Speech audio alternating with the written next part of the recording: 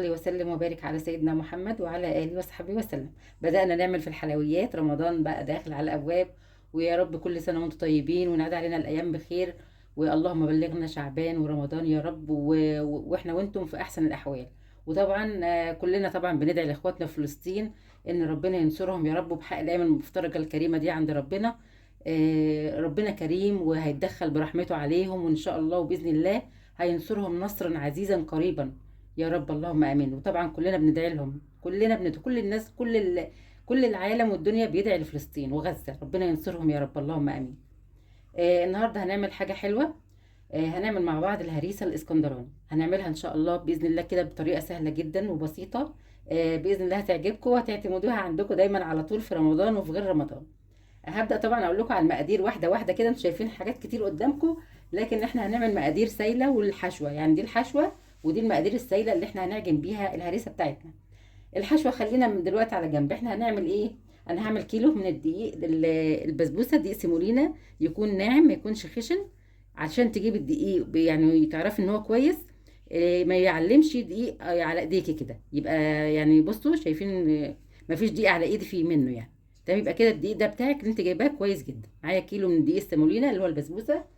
هنعمل بقى المقادير السائله بتاعته ايه. معانا كوبايه ونص من الحليب، عادي يعني من التلاجة بارد عادي مش مشكلة. معايا كوباية ونص يعني مج كبير ونص. معايا مج ونص سكر، مج ونص سمنة. تمام كده. 4 معالق من عسل الجلوكوز. عسل الجلوكوز ده يعني بيظبط الهريسة، يعني بيخليها جميلة جدا بإذن الله، هيعجبكم جدا. ما تستبدلهوش بأي حاجة تانية، يعني عسل الجلوكوز ده هتلاقيه عند محلات مستحضرات اللي هي الحلويات. تمام كده، ومش غالي قوي يعني. بنحط منه على الشربات وبنحط منه على العجينه بتاعه الهريسه. تمام تمام. معايا كيس من الفانيليا. هنبدا بقى نعمل حاجه حاجه كده الاول، وبعد كده اقول لكم على الحشوه بتاعتنا ايه اللي معانا النهارده. بسم الله الرحمن الرحيم. نصلي على الحبيب المصطفى، اللهم صل وسلم وبارك على سيدنا محمد وعلى اله وصحبه وسلم. هنبدا نحط بقى في الحله بتاعتنا دي الكوبايه ونص من الحليب، مج ونص من الحليب. تمام، بعيد عليكم المقادير تاني اهو، عشان بس تحط كل حاجه قدامك كده زي ما انا حاطه، علشان ما تنسيش اي حاجه منه خالص من الحاجات، يعني المقادير يعني. كمان مج ونص من السكر. السكر بقى حسب الرغبه يعني حسب. هنضيف بقى 4 معالق من عسل الجلوكوز على الخليط ده. طبعا احنا هنحط الخليط ده على النار. تمام كده، علشان عشان العسل طبعا متجمد شويه، لان احنا الجو ساقعه، فهيفك بقى، احنا مش عايزينه يغلي طبعا. شايفين العسل ما شاء الله. كده ال4 معالق.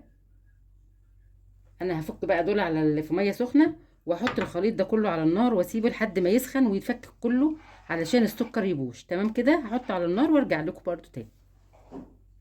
يبقى كده احنا حطينا، هعيد عليكم برده الكلام تاني. حطينا هنا مج ونص من الحليب، معاهم مج ونص من السكر، معاهم 4 معالق من العسل الجلوكوز، معانا مج من السمنه، وشيلنا النص ده هنحطه على الدقيق البسبوسه. معايا كمان كيس من الفانيليا، بيخلي ريحه الهريسه جميله جدا يا جماعه، او البسبوسه يعني اساسي. الفانيليا دي برده.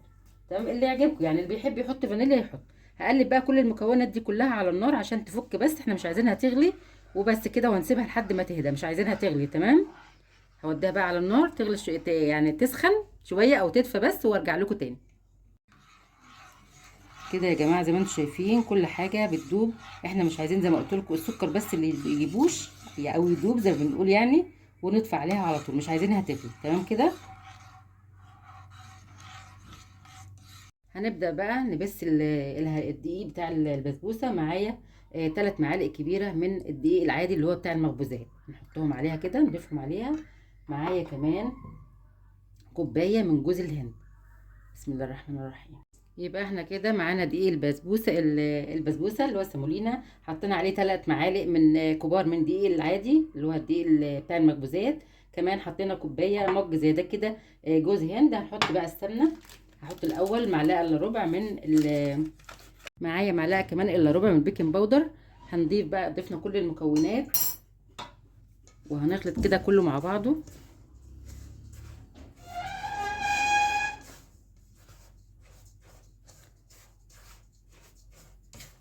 وهنبدأ بقى نضيف السمنة، النص كوباية اللي احنا عناها من الأول.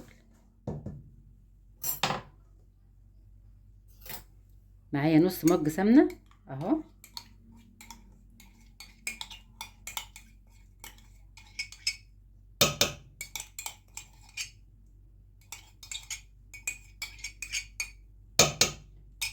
وابدا بقى اخلط كل المكونات، اشرب السمنه للدقيق بتاع البسبوسه زي ما انتم شايفين كده. طريقه سهله جدا وبسيطه.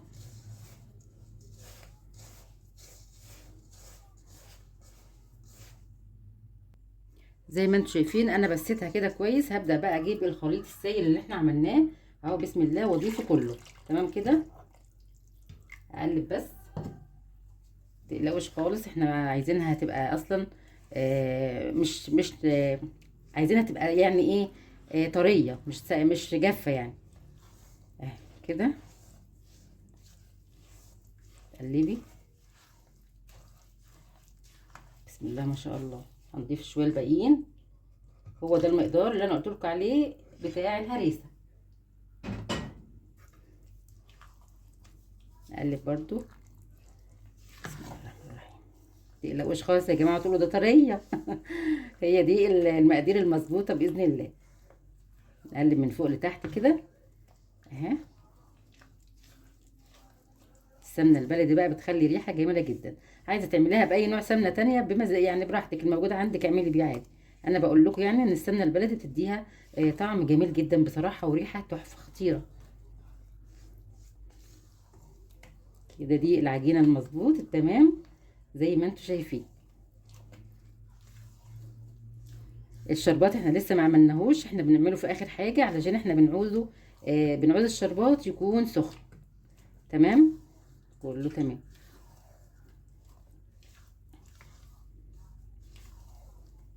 نبدأ بقى نعمل الحشوة مع بعض. خلي دول على جنب كده، نبدأ نجيب الحاجة اللي احنا هنعمل الحشوة فيها. هنبدأ نعمل الحشوة. معايا كوباية من جوز الهند اللي هو الناعم برضو او وسط، مج كده صغير. معانا كمان نص مج من جوز الهند المجروش اللي هو مورق كده، تحس ان هو زي الورق كده الرقيق اهو. بصوا بقى الحشوة دي على يعني زي ما انتوا عايزين، موجودة عندكم. في ناس بتعملها سادة من غير حشوات خالص، يعني براحتك يعني ماشي. الحشوات الموجودة عندك اعمليها. معايا كمان شوية من الزبيب. معانا شويه من السوداني، خلي الشويه دول برضو معايا كده. لوز، شويه من اللوز. والبندق ده انا هخليها احطه على الوش. تمام اهو. ونقلب بقى كل المكونات دي مع بعض. اجيب معلقه بس اقلب بيها.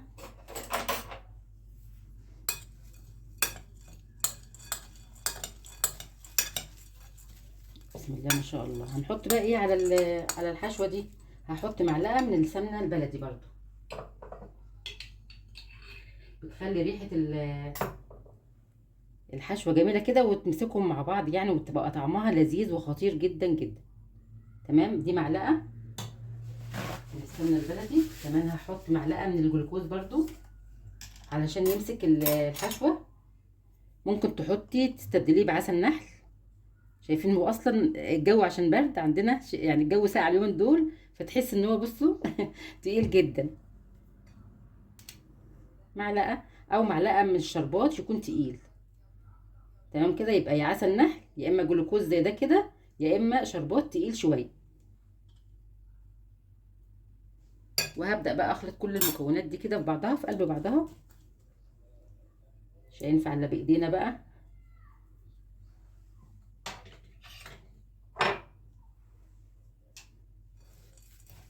كل المكونات هنخلطها في بعض.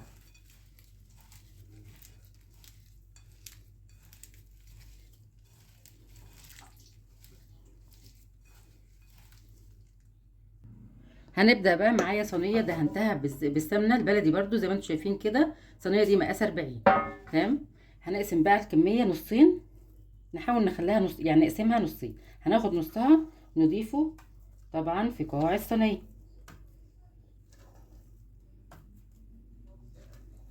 كده.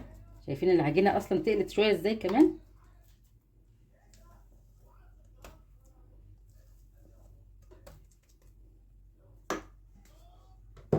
هبدا بقى افردها. ادهن ايدي بس ايه،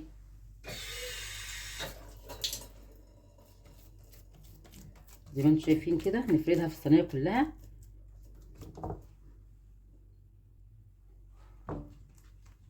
انا ببل ايدي ميه بسيط خالص خالص عشان اعرف افرد العجينه بتاعه الهريسه في الصينيه. تمام كده تمام اهي.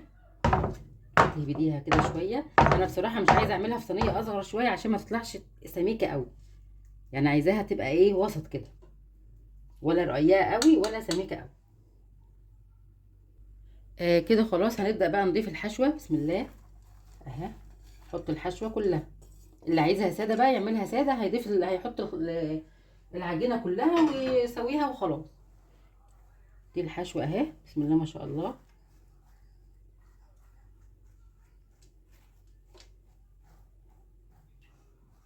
زي ما اتفقنا اي حشوات موجوده عندك حطيها، مش هتقول لا يعني. تمام كده. نبدا بقى نضغطها شويه كده عشان تبقى ماسكه في قلب العجينه بتاعه الهريسه كده ما شاء الله. يعني نصلي على الحبيب المصطفى، اللهم صل وسلم وبارك على سيدنا محمد وعلى اله وصحبه وسلم.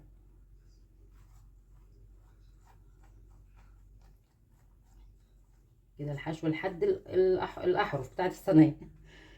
نضغط ضغطه بسيطه خالص كده، وبعد كده بقى نجيب باقي الحشوه باقي العجينه ونحطها كده كله تمام. باقي العجينه اهي. نحط حته بحته كده ونبدا بقى نسويها. نسوي كده بالراحه خالص.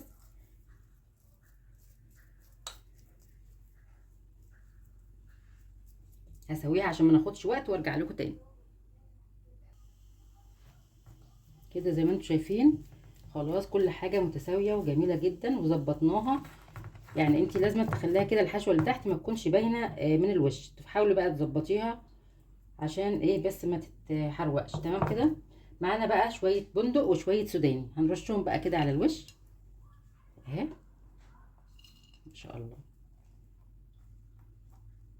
ونضغطها ضغطه بسيطه كده عشان تبقى يعني متماسكه مع العجينه. تمام اهي كده.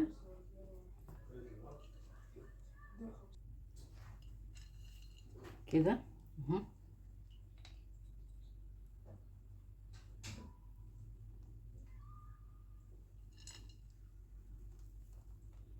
وطبعا قايدين الفرن على درجه حراره 180. نخلي بالنا برضو من التسويه، مش عايزين الفرن يبقى عالي قوي علشان ما تتلسعش وخلاص وما تكونش مستويه وبيضه من جوه.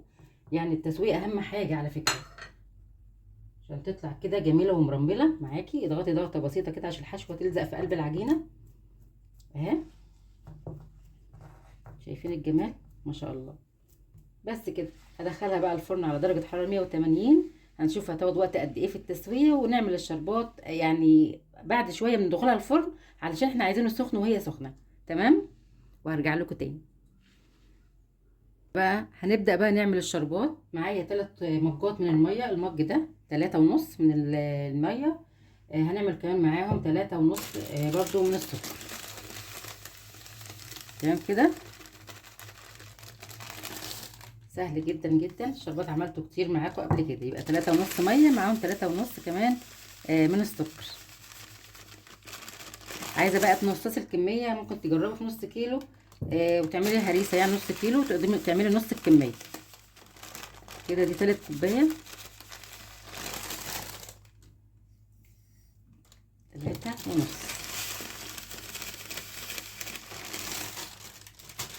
تمام كده. هنحط كمان معاهم كيس من الفانيليا.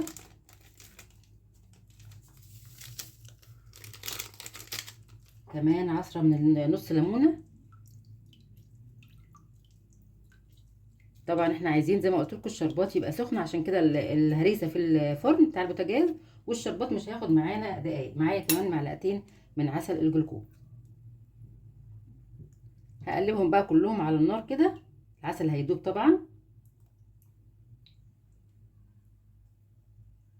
وارجع لكم تاني. شايفين طبعا الشربات زي ما انتم شايفين بدأ يغلي. هسيبه بس يغلي حوالي 5 دقايق. الشربات بتاع الهريسة بيكون تقيل شوية عن الشربات بتاع البسبوسة. تمام كده 5 دقايق عشان احنا حاطين عليه عسل جلوكوز، واطفي عليه ويبقى كده ويبقى جاهز. والهريسه في الفرن جاهزه، وهسقيهم دلوقتي لما يخرجوا من الفرن معاكم برضو. تمام كده زي ما انتم شايفين الهريسه وهي في الفرن، اول ما احمرت من الاحرف كده طلعتها بقى فوق تحت الشوايه علشان تستوي تحمر من فوق على طول عشان ما تنشفش. تمام كده لازم تتابعيها برضو وهي في الفرن. شايفين الجمال ما شاء الله. بكده زي ما انتم شايفين الهريسه طلعت معانا، ريحتها بصوا مش عايزه اقول لكم جميله جدا. هي سخنه طبعا والشربات سخن. هنبدا بقى نسقيها كده مع بعض. بسم الله، اللهم صل على سيدنا محمد وعلى اله وصحبه وسلم. بسم الله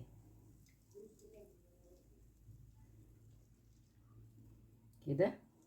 طبعا اوعي تقطعي ابدا اي حاجه هريسه بسبوسه وهي سخنه، لازم تسيبيها تبرد الاول وبعد كده بنقطعها. تمام كده. طول ما هي بتشرب معاكي شربات اديلها شربات. احنا عاملين شربات بزياده يعني، لو خدته كله عادي مش مشكله.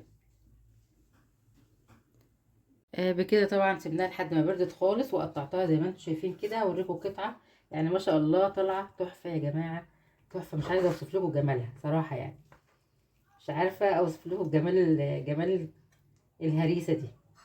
ما شاء الله تحفه تحفه تحفه. اوريكم قطعه كده وطريه بقى، جميله جدا جدا. اتمنى طبعا تكون الطريقه عجبتكم. شايفين مرمله كمان وتحفه ازاي، وريحتها جميله وخطيره خطيره. التسويه بتاعتها خدت حوالي ساعه، ساعه الا ربع تقريبا، على نار كده هاديه. في الاول عاليه شويه وبعد كده هاديه، وحطيتها تحت الشوايه زي ما وريت لكم برده في الفيديو، هتشوفوها لحد ما طلعت بالجمال اللي انتم شايفينه ده. اتمنى تكون طريقه الهريسه الاسكندراني عجبتكم، واشوفكم ان شاء الله في فيديو جديد ووصفه جديده من وصفات سامية زين. اتفضلوا معانا، مع السلامه.